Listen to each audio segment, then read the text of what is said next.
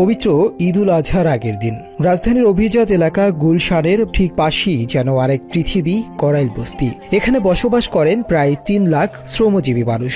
ঘিঞ্জি গলিতে গলিতে মানুষের ভিড়, মাথার উপর টিনশেড ছাউনির ঘরগুলো যেন মুরগির খোপ, আর তার মধ্যেই কেটে যায় এক একটা জীবন।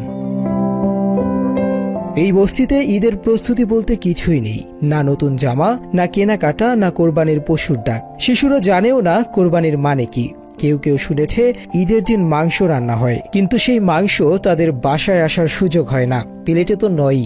ঈদের সময় আমরা একবেলা গোশত খাবার চাই, সরকার থেকে আবেদন। আমরা কোরবানি দিতে পারি না, মাংস খাইতে পারি না, এবারে মাংস দিয়ে আমরা খাবো। ৮ বছর বয়সী সেলিনা, পরনের জামাটা ঘোলা, মাথার চুলগুলো খুব সুন্দর করে বেনি করা। তার হাসিমুখ দেখলে শত বছরের কষ্ট যেন লাঘব হয়। সেলিনা মিষ্টি কণ্ঠে বাংলা এডিশনকে বলে তারা এবছর কোরবানির পশু কিনতে পারেনি, যদি কেউ একটু মাংস দিয়ে যায় তবে খাবে, না দিলে নাই।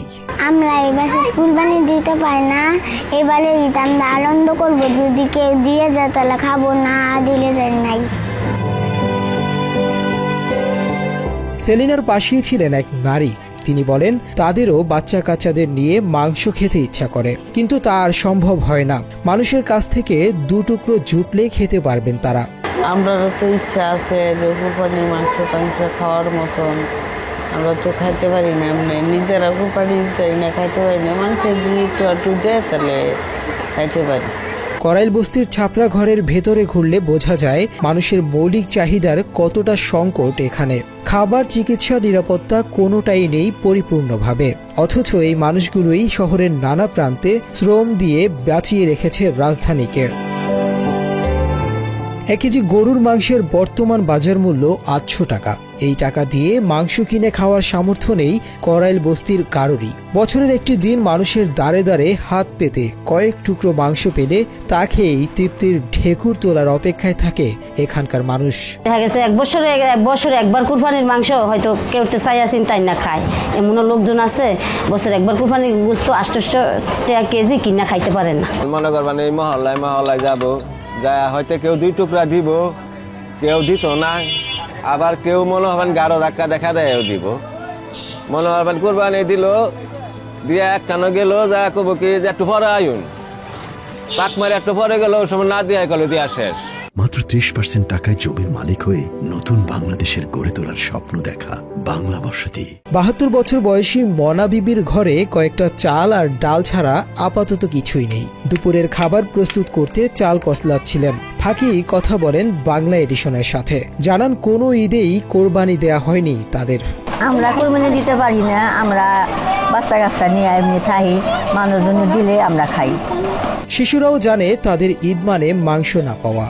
12 বছর বয়সী মোস্তাকিম জানায় অনেক বছর যাবৎ বস্তিতে থাকলেও তারা একবেলাও গরুর মাংস খেতে পারে না। চড়া মূল্যের কারণে সবাই মিলেও গরু কিনতে পারে না অভাবী বস্তিবাসী। আমরা অনেকদিন জাগত ধরে আমরা এই বস্তিতে থাকতেছি, একবেলা খেতে পারি না গরু মাংস, 800 টাকা কেজি। আমরা গরু সবাই মিলে কিনতে পারি না, কেউ খাইতে পারি না, এইসব আমাদের আয়োজন।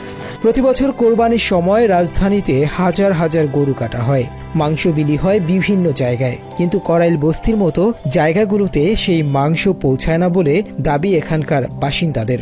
কোরবানি দেওয়ার মতো তো সামর্থ্য আমাদের নাই, রিক্সা চালাই, দিন আনি দিন খাই।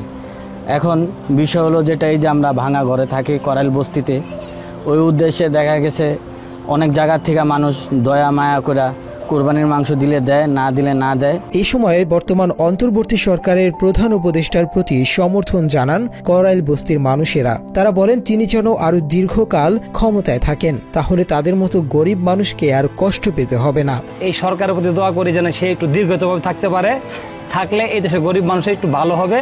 তাইলে আমরা এই বিষয়কে চাই না, ডক্টর ইউনূস সাহেব যেন থাকলে এই দেশের মানুষ ভালো হবে, এই দেশের ভালো হবে, আমরা এটাই কামনা করি। করাইল এক সময় ছিল টেলিযোগাযোগ বিভাগের খালি জমি। 90-এর দশকে এখানে কয়েকজন শ্রমিক ঘর তুলে একে একে গড়ে তোলে বস্তি। এরপর নদী ভাঙন, দরিদ্র আর আশার খোঁজে হাজার হাজার পরিবার এখানে এসে ওঠে, কিন্তু থেকে যায় বঞ্চনা আর অভাবের জীবনে। এমন ঈদ কারো প্রাপ্য হতে পারে না। রাষ্ট্রের সমতা ন্যায্যতা থাকলে হয়তো করাইলের শিশুরাও ঈদের দিন গরু কিংবা খাসির মাংস খেতে পারত। মুনতাসির তাশরিফ, বাংলা এডিশন।